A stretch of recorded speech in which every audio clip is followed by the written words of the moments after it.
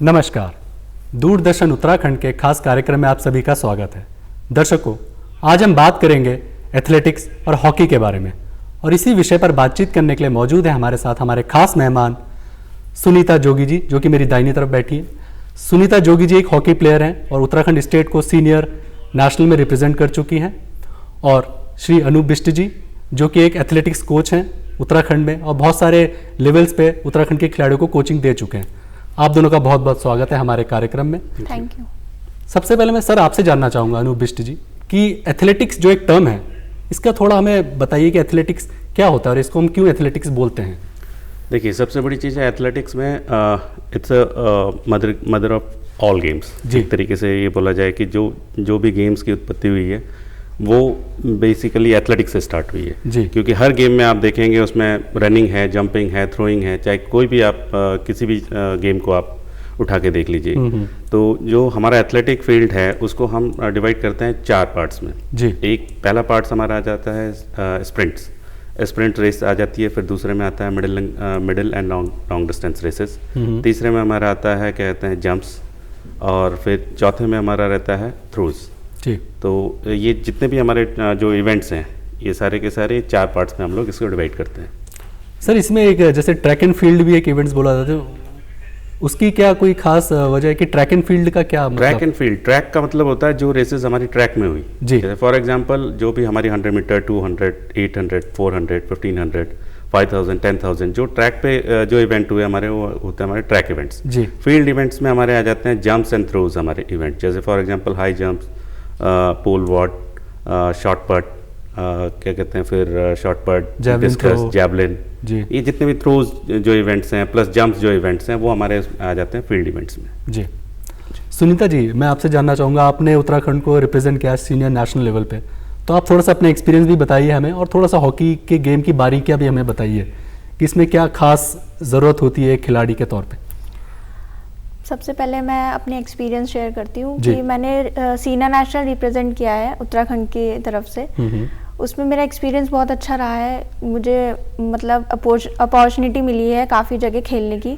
मैं बेंगलोर गई हूँ, न्यू दिल्ली गई हूँ और हरियाणा गई हूँ, काफ़ी जगह गई हूँ, और सब जगह मुझे अलग अलग एक्सपीरियंस मिले हैं फील्ड हॉकी से। और जैसे कि आप जानते ही हैं कि हॉकी मतलब बहुत पॉपुलर गेम है जी।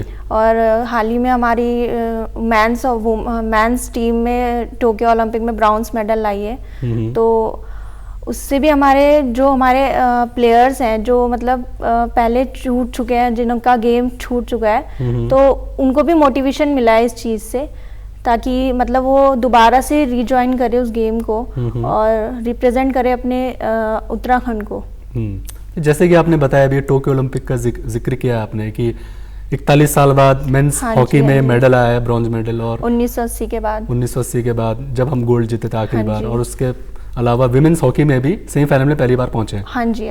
तो ये किस तरह का ये बदलाव आता है इन जीतों के बाद, इन मेडल्स के बाद खिलाड़ियों पर, कि वो कैसे देखते हैं कि हमारा भविष्य या हम इस खेल को अपने देश के लिए क्या कर सकते हैं। हाँ जी, तो जैसे कि हमारी गर्ल्स जो हैं वुमेन हॉकी टीम है वो ओलंपिक में फर्स्ट टाइम सेमीफाइनल में पहुंची है। तो उनका एक तरीके से ये भी है कि जो हमारे कोचेस थे इस बार वो हमारे फॉरेन कोचेस थे, तो उसका भी इफेक्ट पड़ जाता है हमारे गेम में। तो वही चीज़ हमें इस बार देखने को मिली। अनूप जी, मैं आपसे जानना चाहूँगा, जैसे कि इन्होंने बताया कि टोक्यो ओलंपिक्स में हमारा प्रदर्शन बहुत शानदार रहा इस बार, खास करके एथलेटिक्स में भी अगर हम देखें तो पहली बार गोल्ड मेडल आया, और एथलेटिक्स में पहली बार हम पोडियम पे आए हैं। जी बिल्कुल। क्या राय है आपकी इस पर? देखिए, सबसे बड़ी चीज़ है कि एक जो बैरियर होता है कि जिसको बैरियर को ब्रेक करना बहुत जरूरी होता है। ऐसी बात नहीं है कि पहले लोगों ने प्रयास न किए हों। पूर्व में आप देखेंगे मिल्खा सिंह 4th प्लेस पे रहे, पीटी उषा 4th प्लेस पे रहे, 10 रेसों पे बीट तो हुए हैं। ये वो दौर था जिस टाइम पे अगर उस समय मेडल आता तो आज एथलेटिक्स का जो है और ऊपर स्टैंडर्ड पे होती। लेकिन एक बैरियर्स होता है जो एक कहते हैं कि मतलब एक जब वो बैरियर ब्रेक होता है और शायद मेंटली ज़्यादा, हाँ बिल्कुल। इससे पहले क्या कहते हैं अगर आप उसमें देखें तो एक जो डिस्कस थ्रोअर कौर लड़की थी जी, वो जो जितना अगर वो यहाँ पे करके गई थी, अगर उतना ही थ्रो वो वर्ल्ड लेवल पे या ओलंपिक लेवल पे वहाँ पे करती तो वो भी श्योर मेडल में रहती। उसका फर्स्ट मेजर एक तरीके से बोला जाए कि टूर्नामेंट था, और जस्ट 23 ईयर्स की जो लड़की है वो ओलंपिक जैसे मंच पे आकर अपने आप को परफॉर्म कर रही है, उसके बाद भी 6th प्लेस पे आ रही है। बस वही था कि क्या कहते हैं, अगर मेंटल जो बैरियर, अगर ये कहें कि अगर नीरज चोपड़ा की अगर थ्रो पहले होती जी और नीरज चोपड़ा अगर मेडल किया होता, हाँ, तो ये प्लस पॉइंट होता इसका हमारे थ्रोवर्स के लिए, जो डिस्कस थ्रोवर जो 6th प्लेस पे रह गई है। तो एक ये बहुत बड़ा मतलब एक तरीके से कहें कि ऐसा नहीं है कि इन जो हमारे जो इंडियन एथलीट्स हैं वो वर्ल्ड लेवल पे कहीं स्टैंड नहीं किए। पूर्व में भी जैसे आप देखें कॉमनवेल्थ में हमारे कई मेडल्स हैं, एशियन गेम्स में हमारे कई मेडल्स हैं, इवन हमारे वर्ल्ड चैंपियनशिप में बहुत अच्छे मेडल्स हैं। और अभी हाल ही में जो जूनियर वर्ल्ड चैंपियनशिप अभी जो नैरोबी में कंप्लीट हुई है, उसमें हमारे फर्स्ट टाइम हमारे 3 मेडल एक साथ हैं। इवन क्या कहते हैं जो फर्स्ट टाइम इंट्रोड्यूस हुई है मिक्स रिले इवेंट, उसमें हाँ उसमें हम लोगों ने ब्रॉन्ज किया है। तो ये कुछ ऐसे एरियाज हैं जिसमें हम लोग बहुत अच्छा कर रहे हैं जी। और बस यही एक पॉइंट हो जाता है कि एक बैरियर्स को ब्रेक करना, और बैरियर को ब्रेक करके फिर तो एक तरीके से कहें कि फ्लो आता है। दूसरे जो एथलीट्स हैं, जो प्लेयर्स हैं, उन पे मतलब एक तरीके से पॉजिटिव एनर्जी बोलें या मोटिवेट बोलें, वो और मोटिवेट होके इंटरनेशनल कॉम्पिटिशन्स में पार्टिसिपेट करते हैं। जी, जैसे कि आपने बताया कि मेंटल बैरियर था हमारे मतलब एथलेटिक्स को खास करके मेडल नहीं आ पा रहे थे ओलंपिक के संदर्भ में अगर हम देखें, क्योंकि वर्ल्ड चैंपियनशिप में अगर हम कहीं भी बात करें ओवरऑल तो हमेशा जीतते आ रहे हैं और मेडल्स आते रहते हैं, चाहे वो द्युति चंद हो, चाहे वो बहुत सारे धावक रहे हो, पीटी उषा रही हो, मिल्खा सिंह जी रहे हों, जो कि अब हमारे बीच नहीं है। लेकिन मैं वही जानना चाहूँगी, मेंटल बैरियर अगर ये उत्पन्न होता है तो क्यों होता है सर? ये मतलब ओलंपिक्स में जाके क्या खास है कि जो हम इंटरनेशनल अदर ओलंपिक चैंपियनशिप है वहाँ दिक्कत होती है? देखिए, एक एग्जांपल मैं देता हूँ नीरज चोपड़ा के ऊपर जी। आप अगर उसकी पूरे इवेंट की अगर हिस्ट्री आपको करें तो नीरज चोपड़ा से मच बेटर, नीरज चोपड़ा उस टाइम पे करंट वर्ल्ड नंबर 4 थे।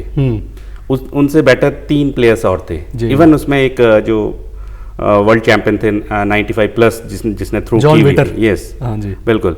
तो जो उन्होंने 95 प्लस उन्होंने थ्रो की हुई थी जी। लेकिन क्या कहते हैं कि एक अगर एक चीज़ बोल लें कि जैसे कंसिस्टेंटली जो अगर आप अगर नीरज चोपड़ा की थ्रोज देखें, नीरज चोपड़ा की थ्रोज हमेशा 86, 88 अगर वो किसी भी कंपटीशन में जा रहे हैं तो उनका एवरेज जो आता है 86 के आसपास आता है। जबकि जो बाकी थ्रोवर्स हैं वो एक कंपटीशन बहुत अच्छा करते हैं, दूसरा कंपटीशन में भी हो सकता है अप्स एंड डाउन्स उनके बहुत ज़्यादा आते हैं। तो ये एक जो एक तरीके से बोला जाए कि जो प्लस पॉइंट था और जो मेडल विनिंग ये मैटर किया और इनको यहाँ पे गोल्ड किया है जी। जबकि इनसे बेटर ऑलरेडी थे जी जी, है ना, लेकिन उन्होंने वहाँ पे एक बहुत बड़ा मतलब एक तरीके से अपना जो मेंटल जो प्रेशर था उसको अपने ऊपर हावी होने नहीं दिया। उसके पीछे कारण ये था कि हमारी गवर्नमेंट ने इवन जो स्पोर्ट्स के ऊपर जो आज की डेट में प्रमोशन के लिए इतना कुछ कर रही है, प्लेयर्स को मतलब फॉरेन ट्रेनिंग के लिए फॉरेन कोचेज़ हायर कर रहे हैं, प्लस हमारे जो कोचेज़ हैं इंटरेक्शंस के लिए IAAF या इंटरनेशनल बॉडी के साथ टाइप करके उनको मतलब एक तरीके से ट्रेनिंग प्रोवाइड की जा रही है। तो ये सारे फैक्टर्स हैं कि जो हम लोग आज हर स्पोर्ट्स में आप अगर देखें तो काफ़ी हद तक हम इम्प्रूव कर रहे हैं। वर्ल्ड स्टैंडर्ड के आसपास हम लोग पहुँच रहे हैं, कई इवेंट्सों में हम लोग पहुँच रहे हैं। जैसे कि सुनीता जी ने भी कहा था कि जब फॉरेन कोचेस के आने से थोड़ा सा बदलाव ये हुआ है कि एक जो टेक्निक होती है ना कि एक हमारी देश की टेक्निक एक है, एक इंडियंस की एक टेक्निक है, एशियंस की एक टेक्निक है, यूरोपियंस की दूसरी टेक्निक होगी, तो उससे सीखने को मिलता है आपस में, वो भी हमसे सीखते हैं, हम भी उनसे सीखते हैं, बिल्कुल, तो उससे इंप्रूवमेंट बढ़ता है। तो इस पे आप क्या लगता है कि जो एक कोचिंग है ना मतलब एथलेटिक्स में हो चाहे हॉकी में हो तो इसका कितना महत्व है? देखिए, ऐसा होता है कि अगर मैं ट्रेनिंग कर रहा हूँ कि देखिए सबसे बड़ी चीज़ है कि जो इंडियन हिस्ट्री है, इंडियन जो कल्चर है वो एक इंडियन कोच से बेटर कोई नहीं जानता है जी, बिल्कुल, है ना। उसको ये पता है क्योंकि एक प्लेयर्स को अगर आप ट्रेन करते हैं, ट्रेनिंग करवाते हैं, उसमें बहुत से क्या कहते हैं एक तरीके से सोशल जो एलिमेंट्स है वो अफेक्ट्स करते हैं। तो जैसे उसको रीड करता है कौन, एक जो इंडियन कोच है, उसे ये समझ में आया कि हाँ इसकी जो सोशल नीड्स क्या हैं, इसकी क्या कहते हैं सोशल जो क्या कहते हैं इसको क्या क्या डिफिकल्टीज आ रही हैं, जो इंडियन कोचेज़ उसको वहाँ पे नो डाउट मैं ये नहीं कहूँगा कि इंडियन कोचेज़ अच्छे नहीं, इंडियन कोचेज़ बहुत से इंडियन कोचेज़ ने बहुत अच्छा इंप्रूव किया है।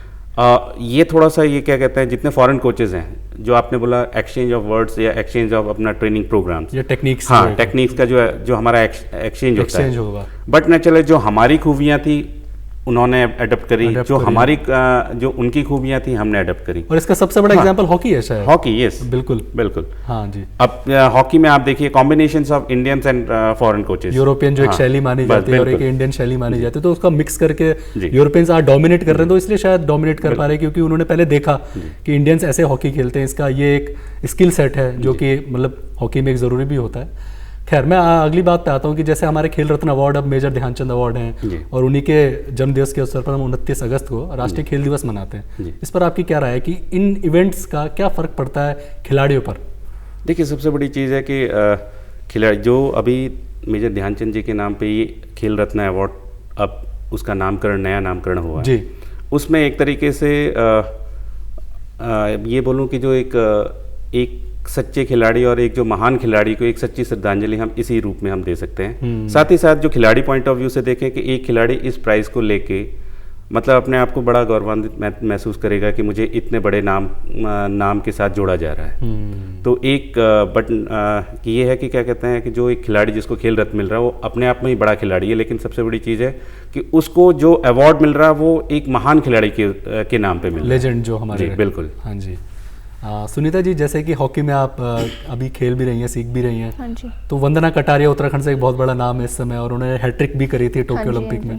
तो ऐसे इंस्पिरेशन कैसे मिलती है, मतलब क्या सीखते हैं आप इन लोगों से? यार उनको टीवी में जब परफॉर्म करता हुआ देखते हैं, पूरा देश जब उनको देखता है, तो खिलाड़ियों के लिए क्या मनोबल, क्या एक वो होता है कि जिससे वो और अच्छा खेले?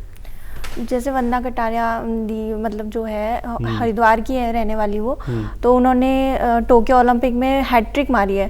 तो उससे काफ़ी हम भारतीयों को काफ़ी मोटिवेशन मिला है कि जब एक प्लेयर हमारी उत्तराखंड की हैट्रिक कर रही है उस पर ओलंपिक में, तो आगे जाके काफ़ी ज़्यादा हमें वो मिलेगा, बेनिफिट्स मिलेंगे और हमें मोटिवेशन भी मिल रहा है इस चीज़ से कि हमारी उत्तराखंड की प्लेयर एक परफॉर्म कर रही है, अच्छा प्रदर्शन कर रही है टोक्यो ओलंपिक में। जी अनूप जी, सर जैसे कि एथलेटिक्स में आपने बताया कि मदर ऑफ ऑल स्पोर्ट्स है, तो इसमें जो ट्रैकिंग के हम जो ट्रैक इवेंट्स की बात कर रहे हैं, 100 मीटर 200 मीटर, जो कि शायद वर्ल्ड में सबसे देखे जाने वाला इवेंट भी होता है कि 100 मीटर का आदमी वेट करता है कि ओलंपिक्स में कब होगा और उसके लिए पूरा स्टेडियम में लोग आते हैं। सर ऐसी क्या खास बात है 100 मीटर की रेस का, क्या एक जुनून है? ऐसा एक तरीके से बोले कि बाकी हर किसी को चाहिए आज की डेट में चाम जी, हर कोई ग्लैमर्स ढूंढता है। 100 मीटर रेस एक ही है कि विद इन 10 to 11 सेकंड्स में फिनिश हो जाती है। तो एक तरीके से आपको जो रिजल्ट्स मिलने हैं आपको बहुत जल्दी आपको मिल जाते हैं। लोगों के यहाँ पेशेंस आज की डेट में अगर बोला जाए तो थोड़ा सा कम है। इस वजह से जो भी है आज की डेट में किसी भी चीज़ को आप देखिए, जो जितना शॉर्ट होगा आदमी उसको मतलब ज़्यादा मतलब एक तरीके से बोलने, लेकिन वो शॉर्ट जो गेम है लेकिन उसकी ट्रेनिंग भी उतनी लॉन्ग होती होगी। देखिए ऐसा है, सबसे बड़ी चीज़ है हमारे एथलेटिक्स में कहा जाता है जो जितना छोटा इवेंट है उसमें जो रेट ऑफ सक्सेस है जी, और मतलब जो उसको इम्प्रूवमेंट का सक्सेस है उतना ही मतलब जितना उसको इम्प्रूव कर सकते हैं उसका जो रेट है वो जो रेशियो है वो बहुत कम है, बहुत कम। जितने ऊपर आप रेसेस जाएंगे आप उसमें क्या कहते हैं टाइमिंग को बहुत जल्दी आप इम्प्रूव करेंगे या उसमें ज़्यादा आपको अपॉर्चुनिटी मिल जाती है। लेकिन जितनी छोटी रेसेस हैं, जैसे फॉर एग्जांपल 100 मीटर की रेस है, अगर आपने फॉर एग्जांपल 10:3 किया है, 10:3 से 10:28 करने में आपको काफ़ी वो करनी पड़ेगी, जबकि 0.02 सेकंड्स हैं, 0.02 है ना। इतना करने के लिए आपको बहुत सी चीज़ें उसमें, क्योंकि आपके पास जो है टाइम और क्या कहते हैं डिस्टेंस है आपके पास लिमिटेड है। 100 मीटर का डिस्टेंस टोटल है, टाइम आपके पास कम है, तो उस छोटे से 100 मीटर के पार्ट में आपने सारी चीज़ें मतलब उसमें हर चीज़ पे काम करना है, हर चीज़ को इम्प्रूव करना है। एक तरीके से बोला जाए एक छोटा सा भी एक क्या कहते हैं कन्फ्यूज़न माइंड में पूरी की पूरी रेस खराब बिगाड़ सकते हो जी। तो जितनी छोटी रेस है उसमें क्या कहते हैं इम्प्रूवमेंट के चांसेस और मतलब एक तरह इम्प्रूवमेंट करने में टाइम लगता है। सर इसमें जैसे कि आपने रेस की बात करी है, इसमें शायद बहुत सारी रेसें होती हैं एथलीट में, 100 मीटर 200 400 फिर रिलेज होते हैं 4x400 या 2x400 जैसे भी हैं, और मैराथन्स तो हैं ही 5000 मीटर 4000। तो सर इनके लिए क्या स्किल सेट है दौड़ने के लिए? मतलब एक तो देखा जाए तो एक प्लेन दौड़ है, लेकिन कुछ एक स्किल सेट होगा कि 100 मीटर के लिए एक स्किल सेट है, 200 मीटर के लिए एक स्किल सेट है, 5000 मीटर के लिए अलग स्किल सेट है। अब देखिए इसमें जो मैंने स्टार्टिंग में बोला जो हम स्प्रिंट रेसेस, जो हमारी स्प्रिंट रेसेस है वो इंक्लूड होती है 100 200 400। इसमें सबसे बड़ी चीज़ है जो क्वालिटी है वो है स्पीड बेसिस। सबसे पहले ये चीज़ बता दूं कि जो हमारा जो पूरा स्पोर्ट्स ट्रेनिंग है वो कंसिस्ट है हमारी 5 मोटर क्वालिटीज़ के ऊपर, speed, strength, endurance, flexibility, agility, coordination के ऊपर। तो ये जो पांचों जो हमारी मोटर क्वालिटीज़ हैं उसके ऊपर ही पूरा स्पोर्ट्स डिपेंड है। तो ये हमारे कुछ टेस्ट होते हैं, जैसे हम फिजिकली कुछ टेस्ट कर सकते हैं, अगर आप क्या कहते हैं ऐसे बायोमैकेनिकली अगर टेस्ट करना चाहें तो उसके कुछ और टेस्ट होते हैं। जैसे फॉर एग्जांपल स्प्रिंट्स के ऊपर, स्प्रिंट्स वो कर सकता है जैसे जिसकी स्पीड बहुत अच्छी हो, अगर हम क्या, और प्लस हमारे जो मसल्स में 2 फाइबर्स होते हैं, RBC WBC है ना, तो 2 फाइबर्स हैं। इसे हम अगर सिंपल वे में बोलें तो एक स्लो ट्विस्ट फाइबर, एक फास्ट ट्विस्ट फाइबर। तो जिसमें फास्ट ट्विस्ट फाइबर की मात्रा ज़्यादा होगी तो बट नेचुरल है वो स्प्रिंट रेसेस के ऊपर ज़्यादा वो करेगा मतलब, और जो स्लो ट्विस्ट फाइबर्स के वो होंगे वो जाएगा एंडोरेंस बेस्ड रनिंग के ऊपर। और जो इंडिया की जो अगर हम पूरी भौगोलिक स्थिति अगर देखें तो हमारा जो नॉर्थ का जो बेल्ट है जी, जो हमारा नॉर्थ है, प्लस ये मैं स्पेशली बात करूंगा अपने उत्तराखंड की जी। तो जो हमारा उत्तराखंड बेस्ड है एक तरीके से ये पर्वतीय राज्य है। पर्वतीय राज्य में सबसे जो सबसे बड़ी क्वालिटी है वो हमारी है इंडोरेंस बेस की, जो हमारे स्लो ट्विस्ट फाइबर्स हैं वो हैं ज़्यादा, ठीक है। और इससे क्या है, और जो हमारी क्या कहते हैं पहाड़ों में डेली अप डाउन जो चढ़ने की है, और जो हम 4 से 6 किलोमीटर हम स्कूल पैदल जा रहे हैं वापस आ रहे हैं, वो एक नॉर्मल चीज़ है हमारे लिए। और हम वो कर रहे हैं करीब क्या कहते हैं 6000 5000 प्लस उस पर हाई एल्टीट्यूड पे, इतना अगर हम कर रहे हैं तो जो एक तरीके से बोला जाए जो हमारा हार्ट का साइज़ है जी, जो इंडोरेंस रेस है वो बेस्ड होती है हार्ट के साइज़ और उसके कहते हैं कार्डियोवास्कुलर सिस्टम के इम्प्रूवमेंट होने के। तो जो हमारे VO2 मैक्स की जो कैपेसिटी है, जो क्या कहते हैं हार्ट को पंप करने की जो कैपेसिटी है, प्लस हार्ट का साइज़ है, ये हमारी तो नेचुरल चीज़ें, जो हमारी नेचुरल एक्टिविटी है उससे इम्प्रूव हो रही है। अगर हम ये इसे कंपेयर करें, हमारा जो untrained heart in the sense ये मैं ये कहूँ कि जो बच्चा 8वीं 10वीं का बच्चा या 12वीं का बच्चा है और वो जो रेगुलर अपनी एक्टिविटी कर रहा है गांव में या 5000 प्लस पे, उसका जो हार्ट का शेप और उसकी जो क्वालिटी होगी, जो ट्रेंड हार्ट जो सी लेवल पे जो काम कर रहा है जी, इन कंपेयर टू उसके आसपास होगी। बिल्कुल। तो हम लोगों के पास जो क्वालिटी है, हम कहते हैं ना कि थोड़ा सा एक फायदा है नेचुरलिटी। जी, नेचुरलिटी का जी सबसे बड़ी चीज़ है कि अगर हमारे पास जो चीज़ है हम उसमें इम्प्रूवमेंट करें। हमारे पास जो चीज़ नहीं है हम अगर ज़बरदस्ती उसमें प्रयास करेंगे तो हमें रिजल्ट्स भी कम मिलेंगे, और क्या कहते हैं हम अपनी एक तरीके से एफिशिएंसी का और एक तरीके से अपनी पोटेंशियल का वेस्टेज कर रहे हैं जी। तो एक दो मतलब कुछ ऐसे परसेंटेज हैं कि हाँ हो सकता है हमारे यहाँ स्प्रिंटर्स भी अच्छे निकलते हैं। रिसेंटली एक नाम उत्तराखंड में आया, अंकिता ध्यानी जी बिल्कुल जी बिल्कुल, अभी भी शायद कहीं पटियाला में अभी नेशनल चैंपियनशिप में गोल्ड मेडल जीती है। अंकिता ध्यानी अभी जूनियर वर्ल्ड चैंपियनशिप नैरोबी पे पार्टिसिपेट कर रही है। अब अंकिता ध्यानी को आप ले लीजिए, ये मिडिल लॉन्ग डिस्टेंस की रनर है जी। अन्नू कुमार ले लीजिए आप, 800-1500 मीटर का रनर है। इससे पहले पास्ट में आप चले जाइए, मनीष रावत ओलंपियन हुए हैं जी, पहाड़ से हैं जी। नितेंद्र रावत ओलंपियन है। सुरेंद्र सिंह भंडारी ओलंपियन जी जी, ठीक है। ये सारे के सारे इनकी अगर ये देखा जाए, इनका जो भौगोलिक स्थिति देखें तो ये पहाड़ से हैं। तो एक नेचुरल मतलब एक नेचुरल हमारा हैबिटाट जो है, हमारा एक जो ज्योग्राफिकल कंडीशन है वो हेल्प करती है हमें एक एथलीट के तौर पे। आप इसका एक तरीके से और देख सकते हैं कि जो हमारे रिजल्ट्स हैं, हम अगर साल के टोटल जो हमारी मेरिट्स आती हैं, जो हमारी रैंकिंग्स आती हैं, रैंकिंग्स में आप देखेंगे अप टू 400 तक हम कहीं इक्का दुक्का नाम होंगे उत्तराखंड के। उसके बाद आप आ जाइए 800, 1500, 5000, 10000, अगर टॉप 10 की लिस्ट होगी तो एटलीस्ट हमारे 4 या 5 बंदे वहाँ होंगे जी। वो जरूरी नहीं है कि वो उत्तराखंड का उसमें नाम लिखा हो, लेकिन वो हो सकता है इंडियन रेलवे हो सकता है, आर्मी हो सकता है, एयरफोर्स हो सकता है, लेकिन हाँ वो होगा उत्तराखंड, हाँ मूल रूप से उत्तराखंड ही होगा। तो हाँ ये और हम लोग ये एथलेटिक्स में अगर ये हम कर रहे हैं, इंडोरेंस रेसेस पे हम बहुत अच्छा कर रहे हैं जी। प्रीवियसली हमने क्या कहते हैं एक सूरज पवार लड़का हमारा है, क्या कहते हैं मेरा ट्रेनी है, फर्स्ट इंडियन रहा है जिसने यूथ ओलंपिक में सिल्वर मेडल किया है जी जी, है ना। तो ऐसे क्या कहते हैं मनीष का ओलंपिक किया है, एशियन गेम, कॉमनवेल्थ करीब के सारे गेम खेला है जी। और बहुत से ऐसे गेम्स हैं अभी जो हम लोग जो डोमिनेट कर रहे हैं, या एक तरीके से बोलें जो हमने पहचान बनाई है, वो हमारी पहचान आज की डेट में और की है middle long distance plus race walk के ऊपर जी जी, है ना। तो सुनीता जी मैं आपसे जानना चाहूँगा कि हॉकी में जैसे 11 खिलाड़ी एक टीम में होते हैं, तो किस खिलाड़ी की क्या भूमिका होती है और क्या क्या इसमें पोजीशंस होती हैं? क्योंकि हमने देखा है कि कई सारे रूल्स हैं हॉकी में। हॉकी को कहते हैं कि रूल्स ऑफ गेम्स भी, हॉकी इतने सारे रूल्स होते हैं, फाउल्स होते हैं, कि उसको समझना एक बहुत बड़ी बात है। हाँ। तो थोड़ा सा इसके बारे में हमें बताइए। इसमें मतलब 11 प्लेयर्स होते हैं, मतलब 10 प्लेयर होते हैं, एक गोलकीपर होता है जी। और हमारे 5 मिडफील्डर होते हैं, ठीक है, मतलब फॉरवर्ड लाइन में होते हैं। एक लेफ्ट आउट होता है, राइट इन होता है, सेंटर फॉरवर्ड होता है, राइट इन होता है, लेफ्ट वो राइट लेफ्ट राइट वो होता है, राइट आउट होता है। हाँ, राइट आउट। और एक होता है सेंटर हाफ, जो पूरे गेम को लेके चलता है अपने साथ, कि उसको मतलब उस पर रिस्पॉन्सिबिलिटी ज़्यादा होती है कि उसको आगे भी संभालना है, उसको बैक भी पीछे भी संभालना है। तो एक होता है राइट हाफ होता है, एक लेफ्ट हाफ होता है जो उसके सपोर्टर होते हैं, और मेन डिफेंडर होते हैं 2, राइट बैक और एक लेफ्ट बैक, और एक मेन होता है हमारा गोलकीपर। जी। तो इनकी जो जैसे आपने कहा कि गोल करने का एक रूल भी है कि एक क्या लार्ज डी से अंदर आपका एक टच होना चाहिए अपने खिलाड़ी का। हाँ जी, हाँ जी। तो उसका क्या ये मतलब ये बाहर से डायरेक्ट गोल नहीं हो सकता फुटबॉल गेम की तरह?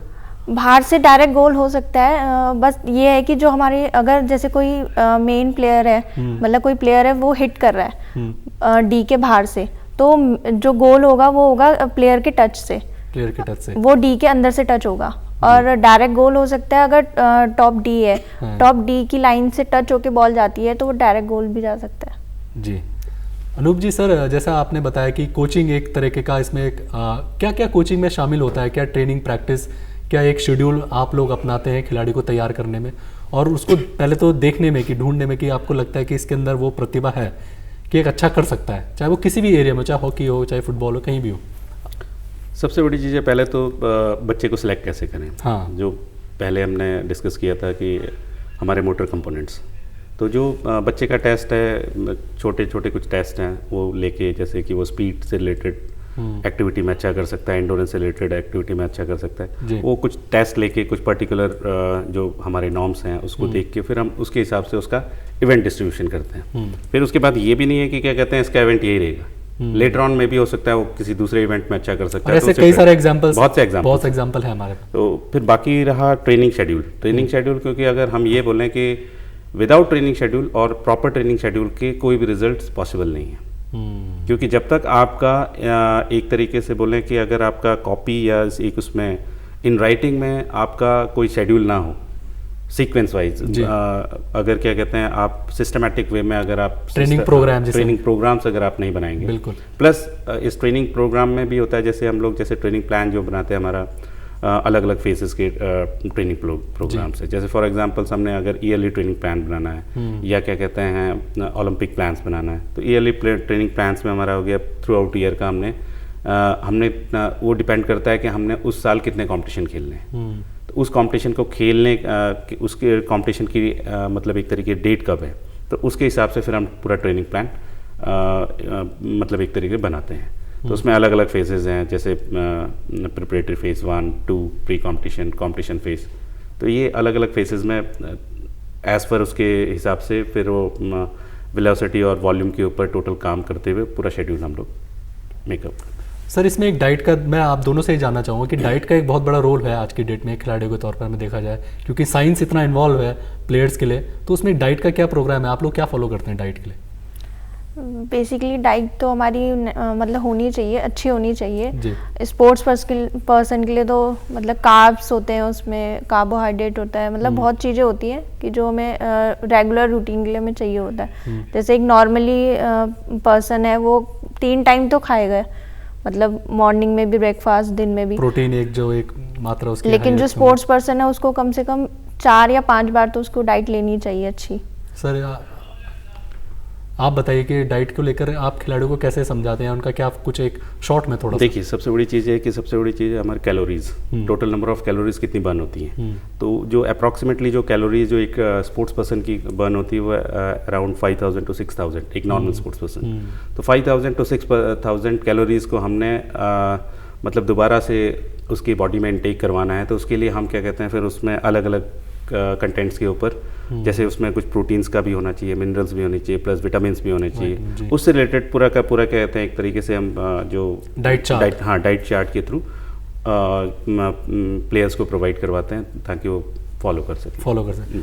बहुत बहुत धन्यवाद आप दोनों का हमारे कार्यक्रम में हमसे बातचीत करने के लिए और हमें इतनी सारी इन्फॉर्मेशन देने के लिए कि कैसे एक खिलाड़ी वो एक खिलाड़ी इसलिए नहीं बनता है क्योंकि वो खेलना चाहता है, वो इसलिए भी शायद बनता है कि उसकी ट्रेनिंग वैसी होती है, उसकी प्रैक्टिस वैसी होती है, उसकी कोचिंग वैसी होती है। और गवर्नमेंट के इतने सारे प्रोग्राम्स अब आ चुके हैं जो पिछले कुछ सालों में हमने एक बहुत बड़ा बदलाव देखा है कि अब खिलाड़ियों को सपोर्ट किया जा रहा है, उनके लिए स्कीम्स लॉन्च किए जा रही हैं, उनको कोचिंग के लिए बाहर भेजा जा रहा है, जो भी उनको फैसिलिटीज़ चाहिए।